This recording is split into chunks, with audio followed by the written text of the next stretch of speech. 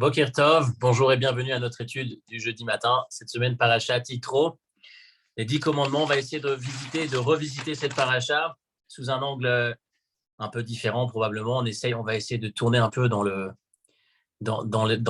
les aspects qu'on a peut-être un peu moins l'habitude de regarder, sur lesquels on a moins l'habitude de s'arrêter, mais surtout dans une dimension concrète, puisque l'objectif, c'est toujours de sortir de ce cours avec quelque chose que l'on puisse utiliser au quotidien, dans notre quotidien d'aujourd'hui, celui de 2022.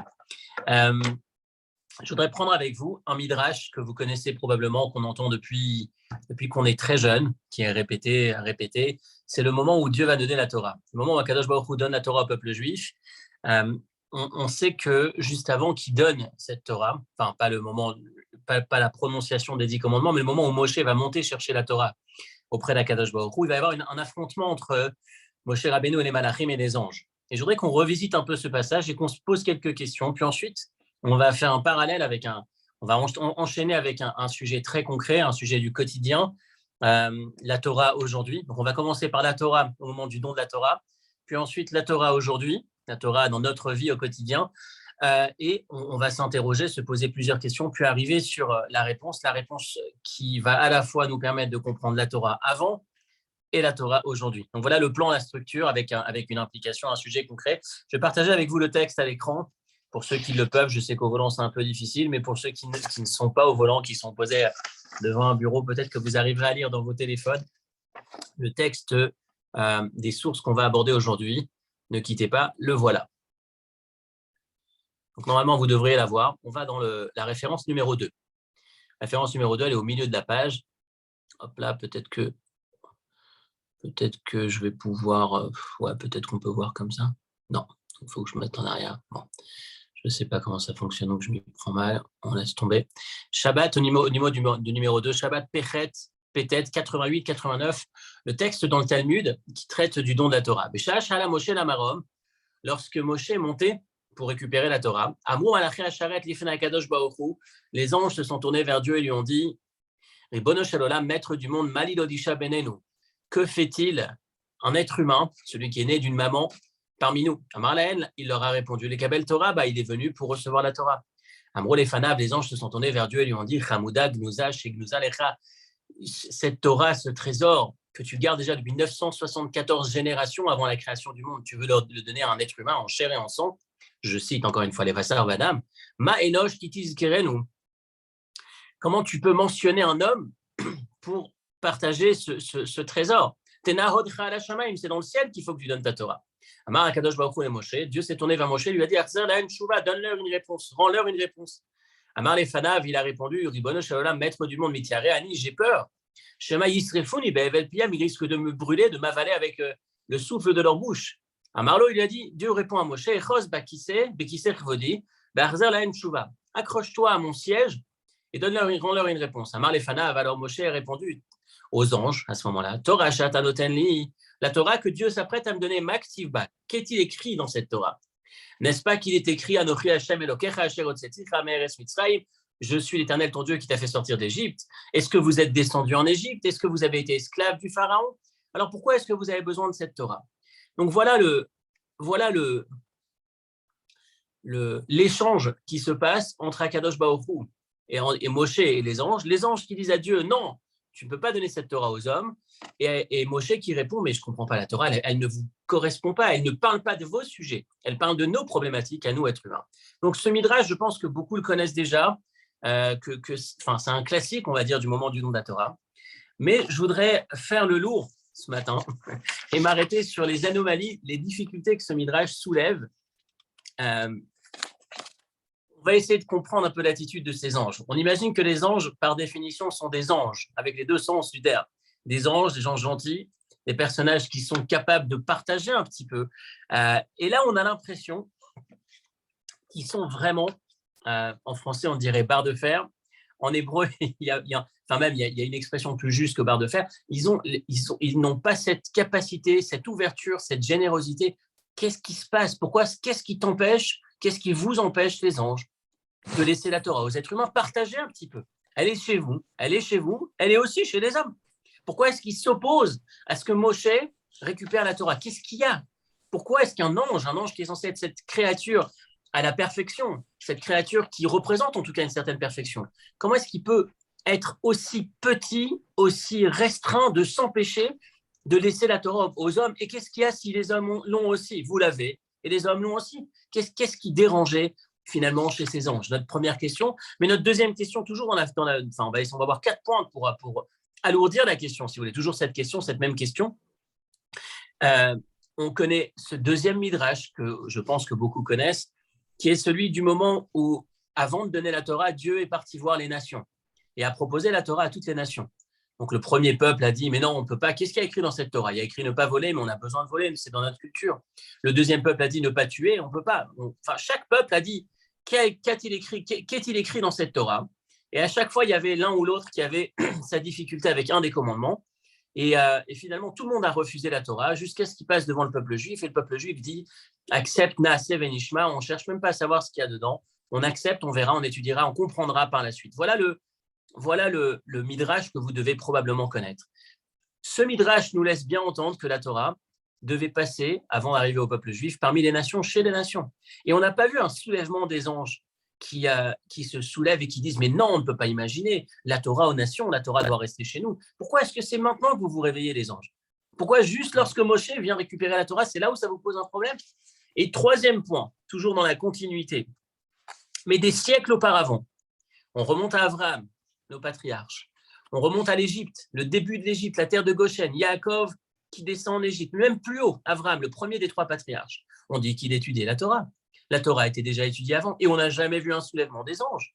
Pourquoi est-ce que les anges n'ont pas dit au moment d'Abraham? Ou alors, pourquoi est-ce que les anges, vous vous réveillez maintenant? Vous savez que cette Torah, elle est déjà chez les hommes. Abraham, Yitzhak, Yaakov, regardez ce texte, je partage encore une petite référence avec vous à l'écran.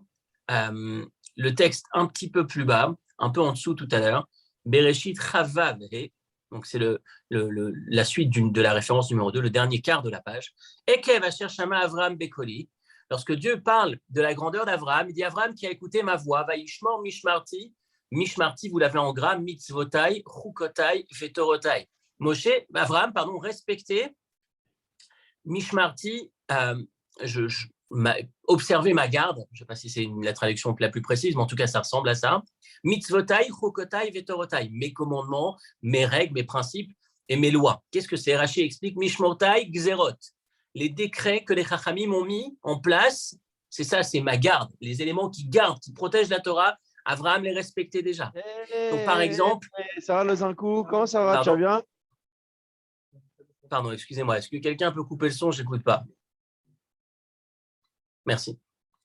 Je continue. Donc, on a Mishmarti, c'est les décrets que les chachamim ont mis en place pour éloigner l'homme de la Havera. Par exemple, Shabbat, des interdictions de Shabbat que les chachamim, certaines des barrières que les chachamim ont mis pour ne pas qu'on en arrive à transgresser la Torah. Par exemple, Mouktsé, c'est ces objets qu'on n'utilise pas Shabbat, qu'on n'a pas le droit de déplacer. Les chachamim ont interdit de déplacer de peur qu'on transgresse Shabbat, donc c'est une barrière. Avraham respectait cela. Puis ensuite, on continue. Mitzvotai, les commandements logiques, Avraham les respectait aussi.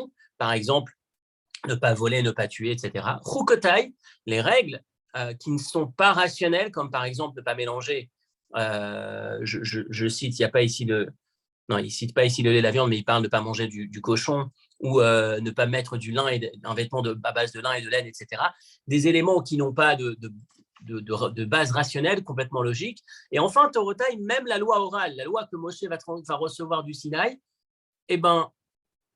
Avraham respectait déjà. Donc, on voit que depuis Avraham, la Torah a été respectée. Donc, je reviens aux anges et je leur pose ces 3 questions. Premièrement, toujours dans le commentaire, dans le Midrash concernant les anges. Premièrement, pourquoi vous vous réveillez maintenant? Premièrement, avant que pourquoi vous ne partagez pas? Qu'est-ce qu'il y a si Moshe va récupérer la Torah, si les êtres humains ont la Torah? Soyez un peu généreux, ayez ce bon œil, regardez les choses avec ouverture. Bon œil en hébreu, tovain, c'est celui qui est capable de voir, d'accepter, d'apprécier qu'un autre puisse avoir quelque chose, qui puisse partager le plaisir qu'un autre peut avoir, le bonheur qu'un autre peut avoir. Moshe va avoir la Torah, super, félicite-toi. Deuxièmement, pourquoi vous vous réveillez maintenant? Pourquoi, lorsque les nations allaient recevoir la Torah, vous n'avez rien dit? Troisièmement, pourquoi vous vous réveillez maintenant? Pourquoi, lorsqu'Abraham respectait la Torah, vous n'avez rien dit? La Torah est déjà chez les hommes depuis longtemps, en vrai. Et puis, Et puis, on sait qu'à Goshen, il y avait une yeshiva. Goshen, en Égypte, avant l'esclavage, début de l'esclavage et pendant l'esclavage, à Goshen, c'était une terre dans laquelle Yehuda était descendu, avant que Yaakov arrive, était descendu en éclaireur pour préparer le terrain, pour mettre en place une yeshiva, on va nous dire, pour mettre en place une maison d'études dans laquelle les Lévi'im, qui n'étaient pas assujettis à l'esclavage, pouvaient effectivement étudier. Donc la Torah était en bas. Pourquoi les anges, vous vous réveillez maintenant? Qu'est-ce qui se passe? Pourquoi est-ce que ça vous pose un tel problème lorsque Moshe va récupérer la Torah? Donc je finis, voilà le volet des questions sur la Torah avant, le moment du don de la Torah, lorsque Dieu s'apprête à la donner à Moshe. Et je voudrais maintenant faire un deuxième sujet, le sujet concret, la Torah aujourd'hui. Et je voudrais aborder avec vous un sujet que vous avez peut-être déjà remarqué, vous vous êtes peut-être déjà interrogé sur la question. Comment se fait-il qu'un juif religieux va systématiquement poser la question à son rabbin, à son rave, avant de prendre une décision? Donc vous allez me dire quel rapport, on va voir qu'il y a un lien. Donc il y a deux sujets. Donc le sujet de la Torah avant, on vient de finir, la question sur la problématique des anges. Et maintenant on en revient à un deuxième sujet, mais qui est étroitement lié, on va le voir sur la chute, sur la fin. Comment se fait-il que selon le regard de la Torah, on va voir que ça a des racines très très anciennes, lorsque vous posez la question, lorsqu'un juif religieux a une question halachique, c'est normal qu'il la pose à un rabbin. Mais ma question n'est pas là. Comment se fait-il que lorsqu'il a une question technique, question du quotidien, une question business, une question famille, une question santé, il va se tourner vers le professionnel, le conseil classique, mais il vous dira toujours à la fin, attends une seconde, je dois demander à mon rave, et puis ensuite je te dirai si je le fais. Et c'est ce sujet que je voudrais aborder aujourd'hui avec vous. D'abord, d'où est la source, quelle est la racine de cette attitude? Est-ce qu'elle est bonne? Est-ce qu'elle est valable? Ou est-ce que c'est juste l'incapacité à prendre une décision que va avoir la problématique du juif religieux? Est-ce que c'est vraiment ça? Il est indécis, il ne sait pas se décider, il a besoin systématiquement de s'appuyer sur quelqu'un d'autre avant de prendre une décision? Est-ce qu'il y a autre chose? Et est-ce que ça a une racine dans la Torah? Est-ce que c'est valable? Est-ce que la Torah est faite pour orienter l'individu dans des éléments sur lesquels il y a une neutralité, si on peut dire, où il n'y a pas d'interdit? S'il y a un interdit, c'est cachère ou c'est pas cachère, je comprends bien qu'on aille voir son rabbin. Mais lorsque la question est d'ordre professionnel, je vais dans cette direction ou pas. Lorsqu'elle est d'ordre familial, je vais épouser ou pas telle personne, qu'est-ce que vous en pensez? C'est une bonne, j'avance, je continue, je veux la bracha de mon rave. Je me marie, je veux la bracha de mon rave. D'où ça vient? Est-ce qu'il y a une source? Est-ce que c'est sourcé? Est-ce que ça a du sens? Est-ce que c'est valable selon la Torah? Alors regardez, vous allez être surpris que ça remonte, cette pratique, elle n'est pas exclusivement à notre époque, ni du côté Lubavitch, ni du côté d'autres tzadikim du Maroc, qui sont aussi très, très réputés dans cette direction, mais même à un niveau plus simple, demander à son rave, prendre conseil auprès de son rave, sans que ce soit forcément un tzadik. D'où est-ce que ça vient? On va voir que ça remonte 3000 ans en arrière. On est très, très en retard, il y a très, très longtemps, pardon. On va voir que le père du roi Shaoul, du futur roi Shaoul, il n'est pas encore roi Shaoul, il est jeune homme Shaoul qui s'occupe du troupeau de son père. Et on vient de perdre une bête. Un animal s'est perdu, on ne le retrouve plus, une ânesse. Et donc le papa de Shaoul va lui dire, Shaoul, mon fils, s'il te plaît, est-ce que tu peux aller à la recherche de cette ânesse? Il va aller la rechercher, il cherche partout, il ne trouve pas. Et il n'est pas encore, je répète, il n'est pas encore roi, il est juste jeune homme.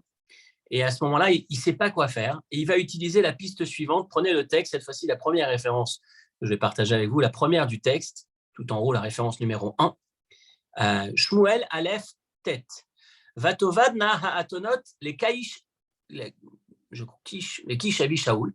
Vayomer kish el Shaoul beno kachna itra et achad me'anarim. Donc c'est plus qu'une. Dans le texte, c'est des ânesses se sont égarées, ont été perdues au père de Shaoul qui s'appelait Kish. Et Kish va dire à son fils, prends avec toi un des jeunes hommes qui travaille pour nous, et va chercher ces ânesses. Va y avoir Be'er Ephraim, va y avoir Be'er Shavelomatsu. Ils ont cherché partout, ils ne trouvaient pas. Mais Shaoul amar les Naharo. Et donc Shaoul va se tourner vers son ami, le jeune homme qui est avec lui pour l'aider à retrouver. Viens, on rentre à la maison, de peur que mon père cesse de s'inquiéter pour ses ânesses et qu'il commence à se faire des soucis pour nous, puisqu'on ne rentre pas, il va peut-être s'inquiéter, avoir peur. Et l'homme va lui dire, tu sais, il y a un homme de Dieu dans cette ville. Viens, on va lui demander, peut-être qu'il va nous aider à trouver nos ânesses. Ou là, il y a Guy de la Noé d'Arkenu. Ils sont partis voir le Roé, celui qui voit loin. Qui était à cette époque celui qui voit? Le prophète Samuel, Shmuel. Shmuel Hanavi leur a répondu, regarde, va voir où elles se trouvent, elles sont par là-bas, mais il dit, Altasem et Libralem qui ne t'inquiète pas pour les ânesses. Elles ont déjà été retrouvées, elles sont rentrées, on les a retrouvées. Il lui dit, mais tu es en train de te faire du souci pour les ânesses, mais tu as d'autres choses à t'occuper, puisque le peuple juif entier va avoir ses yeux vers toi, toi et la maison de ton père et ta famille.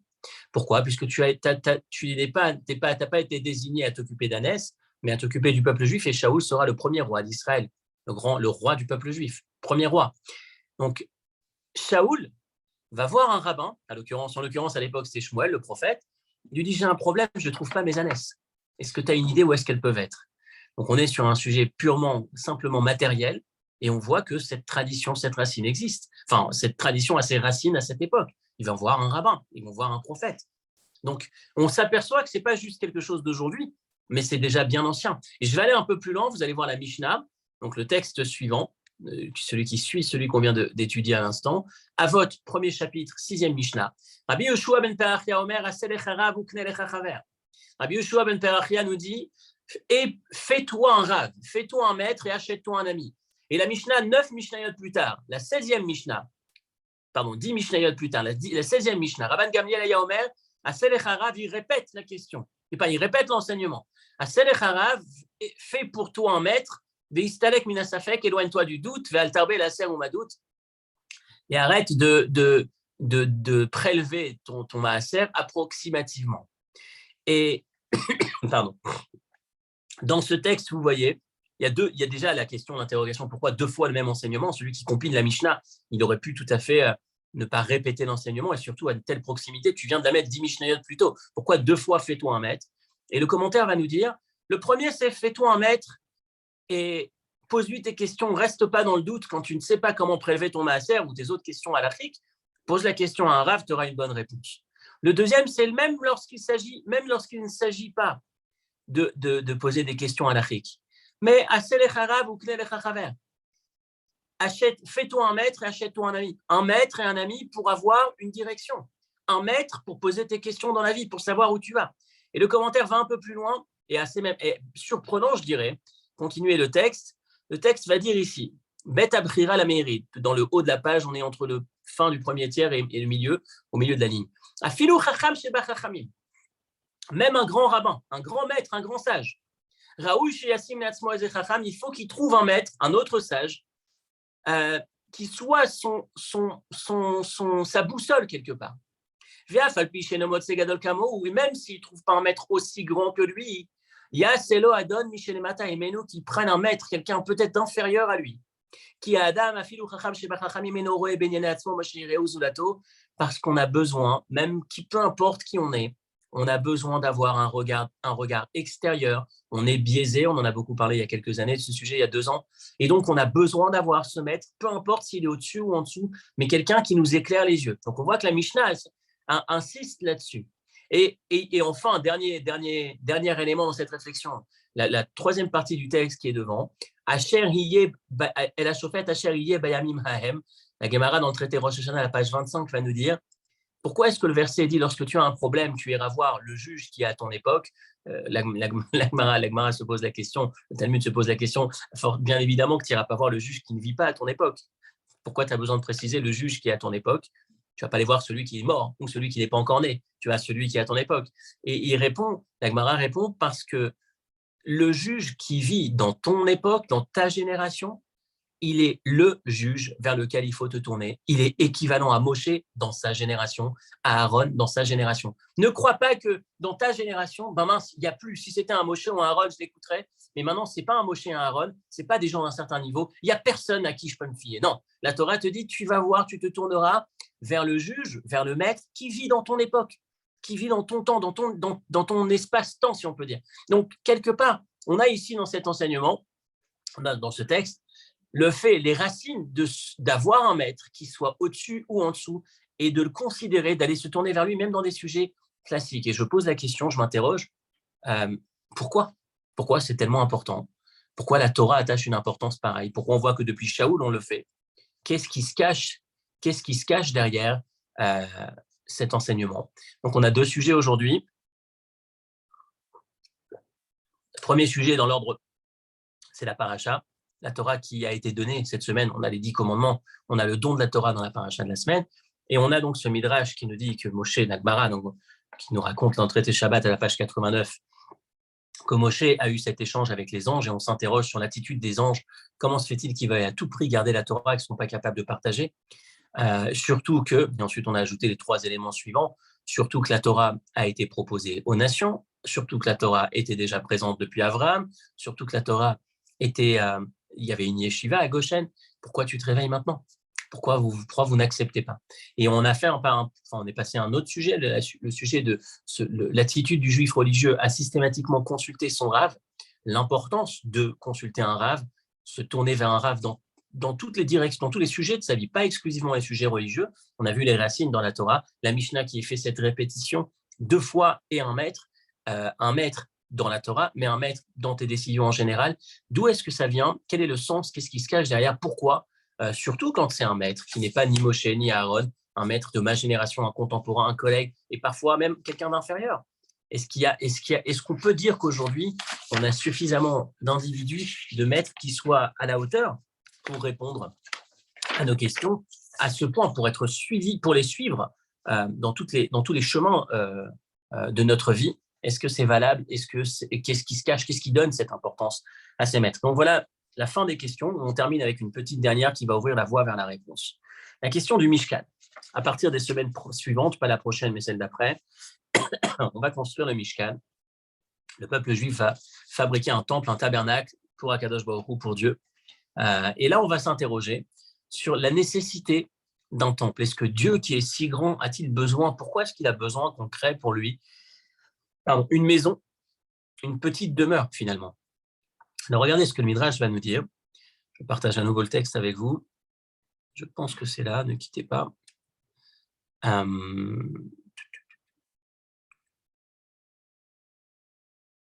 Shemot Rabbah, on est pile au milieu de la page. Shemot Rabbah, le Midrash Rabbah, 33, 1. Mashal et Meler Shayalo Bat Yechida. Le Midrash va nous dire, nous donner une parabole pour nous expliquer pourquoi le Mishkan, pourquoi construire ce tabernacle. Et dans ce dernier point, on va avoir finalement la piste de réponse vers notre première partie, puis ensuite la seconde partie. Donc, pourquoi Dieu demande une maison, une demeure limitée? On a l'impression qu'on l'enferme dans un lieu alors que Dieu occupe l'ensemble de l'espace finalement. Il n'y a pas besoin d'avoir un lieu précis pour le retrouver. Pourquoi est-ce qu'on construit ce Mishkan? Alors voilà ce que nous dit le Midrash, nous donne la parabole d'un roi qui avait une fille unique. Ba'echad min hamelachim, un des rois, va épouser sa fille unique. Et le roi en question, il dit, bon, maintenant que j'ai épousé ma nouvelle femme, je rentre gérer mon pays, je repars dans mon pays. Et le roi qui vient de laisser sa fille, la princesse, à son collègue, à son gendre finalement, il va lui dire, écoute, ça ne te dérange pas, c'est ma fille unique, c'est la seule fille que j'ai. La garder, je ne me vois pas la garder, puisque maintenant c'est ta femme. Mais d'un autre côté, la quitter, j'ai du mal, je n'arrive pas à la quitter. Alors je te demande une petite chose, si ça ne te dérange pas, Zotova Aseli, au milieu de la 3e, 4e ligne de la référence. Chez Kol Makom Shata Oler, si ça ne te dérange pas, partout où tu vas, Kiton Echad Aseli, prépare-moi une toute petite pièce, je ne vous embêterai pas, je ne serai pas avec vous, pas dans vos pattes, un peu à côté, mais que je puisse être à proximité de ma fille, ma seule fille que j'ai finalement.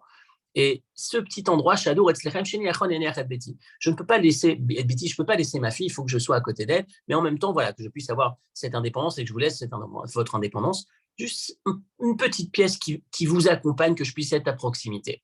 Et donc, la parabole, le Midrash va nous dire, c'est ce que Dieu va dire au peuple juif. Je vous ai donné cette Torah, ma Torah.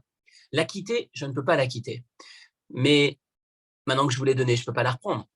Alors, partout où vous allez, s'il vous plaît, faites-moi une petite pièce, une petite maison, un temple, dans lequel je puisse résider et de cette manière rester à proximité de ce trésor que je vous mets à disposition. Qu'est-ce qui se cache derrière ce midrash? Et c'est là la clé de la réponse à l'ensemble du sujet du jour. Ce midrash nous dit, il y a un mot quand on parle du don de la Torah, on parle du don de la Torah, Matan Torah. Et c'est dans ce mot que se cache tout ce qu'on va voir aujourd'hui, la réponse à l'ensemble des deux parties de notre étude du jour. On va commencer par la première, puis ensuite on va continuer, enchaîner sur la seconde. La Torah ne nous a pas été mise à disposition, la Torah ne nous a pas été partagée, elle nous a été donnée. Mais pourquoi est-ce qu'on a besoin de donner la Torah? Pourquoi est-ce qu'on ne pourrait pas imaginer que la Torah reste chez Dieu et qu'on étudie la Torah, qu'il partage avec nous la Torah? Pourquoi on parle de don de la Torah? Pourquoi pas d'accessibilité à la Torah? C'est quoi la Torah en première vue? C'est un texte, c'est des idées, c'est une science, une sagesse, un savoir, un mode d'emploi de la vie. Est-ce qu'on ne pourrait pas dire qu'on l'utilise, mais que les autres l'utilisent aussi? Ça veut dire quoi, Matan Torah? Pourquoi est-ce qu'on parle de don de la Torah? Et c'est là le point particulier de ce qu'on découvre aujourd'hui, en tout cas de notre étude du jour, c'est que la Torah, lorsqu'on l'a reçue, on a reçu le code maître de la Torah. On a reçu l'entité, il nous a donné tout ce qu'il y a dans cette Torah. Dorénavant, c'est plus chez lui, c'est chez nous. Et c'est ce qui va déranger les anges. Les anges, le problème qu'ils vont rencontrer, c'est que jusqu'à présent, quand on l'a partagé avec les nations, lorsqu'Abraham l'étudiait, lorsque la yeshiva en Égypte fonctionnait, la Torah n'était pas donnée au peuple, elle restait là-haut, elle était aussi accessible au peuple juif ou aussi accessible au patriarche, aussi accessible à l'ensemble des nations. Ça ne pose pas de problème aux anges. Le problème, c'est que là, vous allez donner la Torah. Dieu, tu t'apprêtes à donner, à transmettre, à t'en séparer. C'est ce qu'on trouve bien dans ce midrash quand on parle d'un temple, d'une demeure pour Dieu à proximité, parce que dorénavant, ça va te quitter. Qu'est-ce que ça veut dire que la Torah quitte Dieu? Qu'est-ce qui se cache derrière cet élément? Alors, il y a quelques années, on avait raconté cette histoire, une histoire un peu compliquée, un peu mystique comme ça, comme on en entend de temps en temps. C'est l'histoire d'un homme, c'était le grand-père d'ailleurs du président précédent de l'État d'Israël, Reuven Rivlin. Son grand-père était un chassid du Tzemar Tzedek, d'un des rabbis Chabad, le troisième rabbi Chabad. C'est pas son grand-père, pardon. C'est le grand-père de son grand-père, pardon, il y a 250 ans, le Rav Shlomo Zalman Rivlin. Et un jour, à un moment donné dans sa vie, il était malade, il avait un problème de foie, les médecins ne lui laissaient pas beaucoup de chance de s'en sortir. Il est parti voir le rabbi, donc le Tzemar Tzedek, son maître, il vivait en Russie, et son maître lui a dit « Va en Israël, déménage en Israël ». Il a fait sa aliyah, il est parti en Israël, et son problème a disparu, alors que les médecins lui laissaient peu de chance pour vivre. Et quelques temps plus tard, il va rencontrer donc son rabbi, le Tzemar Tzedek, qui va lui poser la question comment se fait-il que tu m'aies donné ce conseil? Quel est le sens? Pourquoi Israël? Est-ce que c'est l'air qui est meilleur? Qu'est-ce qui fait qu'en Israël, j'ai pu vivre, en Russie, je ne pouvais pas vivre? Quel est le sens de la solution que tu as apportée à mon problème? Écoutez, accrochez-vous, c'est un peu fou, c'est un peu mystique, mais ça reste très vrai et particulièrement fort.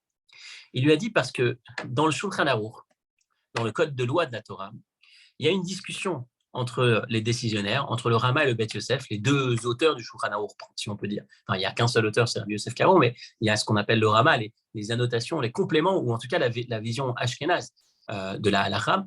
Ils discutent sur une maladie, celle que tu as, lorsqu'on la rencontre chez un animal.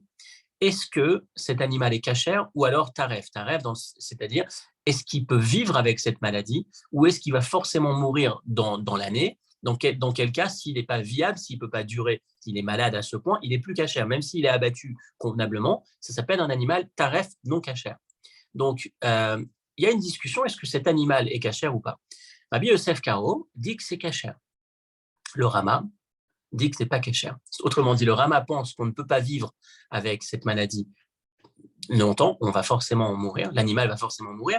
Et Rabbi Yosef Karo pense que l'animal peut vivre un peu plus de temps. Et donc le rabbi, le Tzemar Tzedek, dit à cet homme, il lui dit, en Israël, l'auteur, celui qui est le décisionnaire, celui qui décide de la loi, de la halakha en Israël, c'est Rabbi Yosef Karo. Et donc, en dehors d'Israël, en Russie, l'auteur de la halakha, celui qui est le décisionnaire, c'est le Rama. Donc, en dehors d'Israël, en Russie, la réalité dans le monde est que l'animal ne peut pas vivre, puisque la halakha dit que c'est le cas. En Israël, puisque le décisionnaire, celui qui décide la halakha, celui qui détient la halakha, celui qui tranche, qu'est-ce que Dieu souhaite? C'est Rabbi Yosef Karo. Ça veut dire qu'en Israël, la réalité est différente, puisque la réalité suit la Torah. La Torah, c'est le code maître du monde.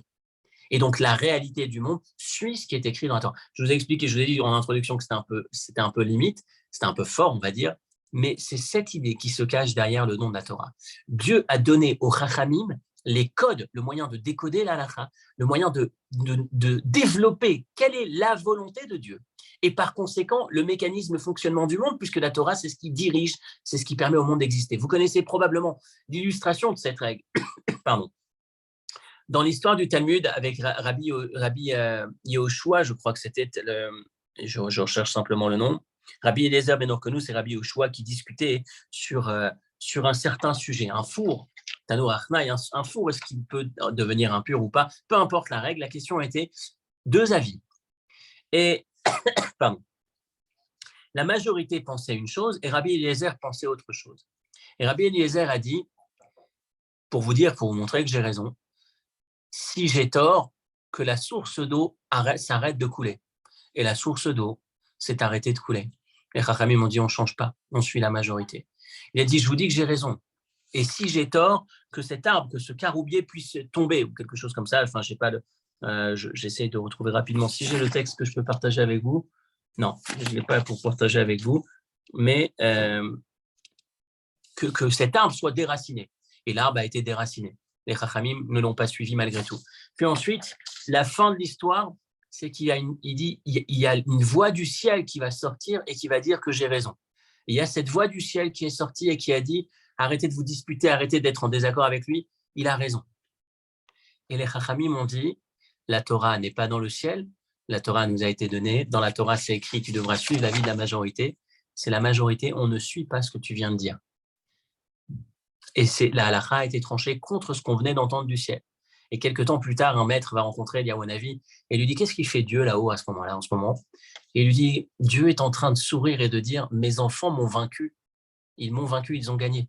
Parce qu'effectivement, la Torah, j'ai donné cette Torah. Et je leur ai donné la possibilité d'établir la règle, d'établir la halakha, d'établir la volonté. La volonté divine, puisque c'est ça la Torah. C'est encore une fois, c'est fin comme sujet, mais c'est ce qui se cache derrière la Torah. Et c'est ce qui se cache derrière ce mot, le don de la Torah, Matan Torah. Je viens de terminer hier, je faisais le sium du traité Rosh Hashanah. Et dans ce traité, il y a une histoire aussi très forte, dans le même esprit que celle qu'on vient de voir. C'est Rabban Gamliel et Rabbi Yehoshua. Rabban Gamliel était le maître, le décideur, si on peut dire, l'autorité absolue. Et un jour, vous savez, à l'époque, on décidait quand est-ce que c'était Rosh Chodesh, le début du mois, après l'apparition, la présentation de témoins qui venaient et qui disaient on a vu la lune, et donc puisqu'on a vu la lune, c'est le nouveau mois, et on établissait comme ça le calendrier. Et donc, un jour, des témoins sont venus. On a établi que le premier jour de Tishri, le premier jour de l'année, Rosh Hashanah, c'était un jour précis. Et donc, Kippour tombait 9 jours plus tard. Rabbi Yehoshua vient voir Rabban Gamliel et lui dit « Je sais que ces témoins sont des faux témoins. Tu ne peux pas établir. Ils se sont trompés. Le vrai jour, le jour où Rosh Hashanah a lieu, le jour où la lune s'est renouvelée, le nouveau jour, c'était demain. Ce n'est pas aujourd'hui, c'est demain. C'est un jour après. Et donc, Kippour, ce ne sera pas le 9, ce sera le 10. Rabban Gamliel lui dit « C'est tout. C'est comme ça. On a décidé, c'est fait, ça a été établi. C'est mon calendrier, ce n'est pas le tien. » Il lui dit, mais c'est la raison, la logique, elle est chez moi, elle n'est pas chez toi. Il lui dit, je décrète que tu viennes chez moi le jour de ton Kippour avec ton portefeuille, avec ton bâton, que tu transportes, que tu transgresses ton Kippour. Il voulait à tout prix imposer, expliquer que la voie, c'est celle qui a été établie par l'institution, par le Beddin, par l'autorité rabbinique, et même si la réalité, parfois, ne suit pas complètement, ce qui, encore une fois, là, ça a l'air d'être extrême. Et la conclusion de la Gemara, c'est qu'il va le faire. Il va aller voir les Chachamim, il va dire « Mais vous comprenez, comment est-ce que je peux faire une chose pareille? Transgresser le vrai Kippour, puisque c'est moi qui détiens la réalité. » Et ils vont lui sortir ce texte que je vais vous partager là dans le Midrash, qui est écrit d'ailleurs dans la Gemara aussi, mais ici il sort du Midrash. Le texte dit, référence numéro 3, le bas de la page, « Achodesh hazeh lachem » lorsque Dieu va transmettre les règles du calendrier, les anges se sont tournés vers Dieu et ont dit à Dieu, quand est-ce qu'on fait les fêtes? Quand est-ce que tu institues les fêtes? Quand est-ce qu'a lieu Rosh Hashanah? Quand est-ce qu'a lieu Kippour, Sukkot, Pessah, etc. Il leur a répondu, les Sheavar Aya Beyadi, vous l'avez en gras, Aval Mikan Velach Are Mesura Beyetchem. Jusqu'à présent, c'est moi qui établissais le calendrier. Depuis que je vous ai donné les règles dans la Torah, depuis que je vous ai donné les règles, c'est vous, à Chodesh Hazeh, lachem, le fameux mot lachem, Rosh Chodesh est entre vos mains, c'est vous qui allez établir, qui allez déterminer est-ce que c'est Rosh Chodesh ou pas? Comment le calendrier, à quel moment le calendrier se met en place, si on peut dire? Est-ce qu'on est le début du mois ou est-ce qu'on n'est pas le début du mois? Et par conséquent, est-ce que c'est Pessah? Est-ce que c'est Kippour ou est-ce que c'est pas Kippour? C'est vous les humains. Je vous ai donné ces choses entre vos mains. Regardez le dernier passage de ce texte. Le Mahamar Vaidaber Elohim Tafshin Chat. Le matin, Torah et Trachu Shlosha Inyalim. Et ensuite, on va vers la chute du texte, la conclusion. Au moment du don de la Torah, il y a 3 sujets qui se sont produits. Aleph, Benogal et Noten Torah. Premièrement, le don de la Torah a permis à celui qui écrit la Torah, qui donne la Torah à Dieu, de se donner dans la Torah. Dans les mots, Anochi, Rachet Evot, Ana Nafshi Ketavit Yavit. La Gemara va nous dire que le premier mot des 10 commandements, c'est je suis, Anochi. Anochi, c'est l'abréviation de Ana Nafshi. Je me suis, Ketavit, écrit Yahavit, je me suis transmis dans la Torah. Dans la Torah, on saisit Dieu. Lorsqu'on étudie la Torah, on est en contact, on est en train d'attraper, si on peut dire, Dieu qui est dans ces mots de la Torah, dans les enseignements de la Torah. Première transformation du don de la Torah, Dieu, le donneur de la Torah, s'est donné au travers de la Torah. Deuxièmement, Beth, Benogal et Israël, Mekablé la Torah, le peuple juif qui a reçu la Torah, quel changement s'est réalisé au moment du don de la Torah? Torah nitna kaviachol et va'alut shel Israël. Dorénavant, la Torah est donc la propriété du peuple juif. Elle n'est plus dans la propriété, ça a été transmis. C'est pas on utilise le savoir, on partage la connaissance, c'est on possède le code maître. Dorénavant, on peut trancher la halakha, on peut déterminer une réalité, cachère, pas cachère, autorisé, interdit. C'est l'homme qui a ça entre les mains. Dieu lui a donné la capacité de le faire à travers les méthodes, bien évidemment, que la Torah, qui accompagnent le décodage de la Torah, mais en tout cas, c'est l'homme dorénavant, le Beddin, le tribunal rabbinique, l'instance rabbinique, les Chachamim, etc. Et puis ensuite, entre parenthèses, il ajoute le fait que dorénavant, on ne peut plus, on n'écoute pas la voix du ciel, mais on écoute la règle qui se trouve entre les êtres humains. Et enfin, Akadosh Baruch Hu Chiyer Ve'amar, Nitzruni Banai Nitzruni, pardon, excusez-moi, ça a dû couper un instant. Akadosh Baruch Hu Chiyer Ve'amar, Nitzruni Banai Nitzruni. Dieu a souri et a dit mes enfants m'ont vaincu, m'ont gagné. Lorsque on parlait de cette voix qui sortait du ciel, Dieu accepte qu'effectivement, c'est les êtres humains, c'est les maîtres qui dorénavant détiennent la possibilité de trancher dans la Torah. Et enfin, troisième changement qui s'opère. Donc, premier changement, c'est du point de vue de Dieu, Dieu qui se donne dans la Torah. Deuxième changement qui s'opère au moment du don de la Torah, c'est du point de vue du peuple, le peuple qui possède dorénavant le code maître de la Torah, si on peut dire. Et enfin, troisièmement, la Torah Atzma, le troisième point est probablement le plus fort, c'est la Torah qui dorénavant, je ne sais pas si vous voyez, vous m'entendez? Allô? J'ai l'impression que c'est un peu coupé. Vous m'entendez? Oui. Oui? Oui. Non? Oui, on t'entend. Oui.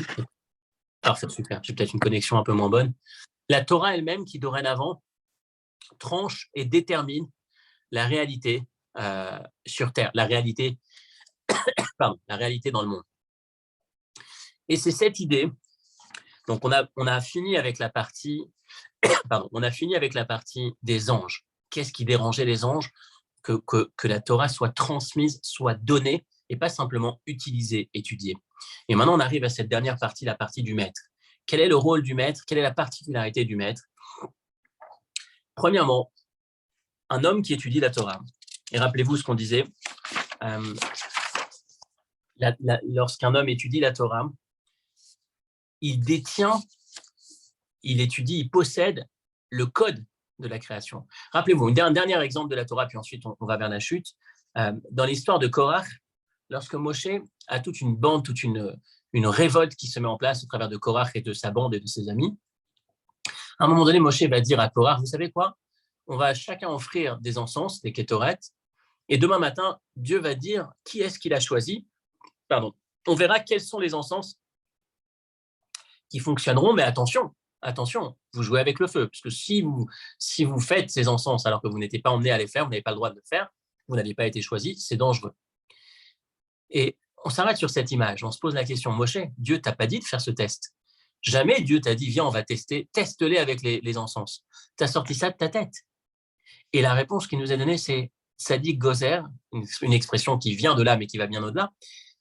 Le Tzadik décrète et Dieu met en place. Le Tzadik dit un mot et Dieu, Mekayem, accomplit.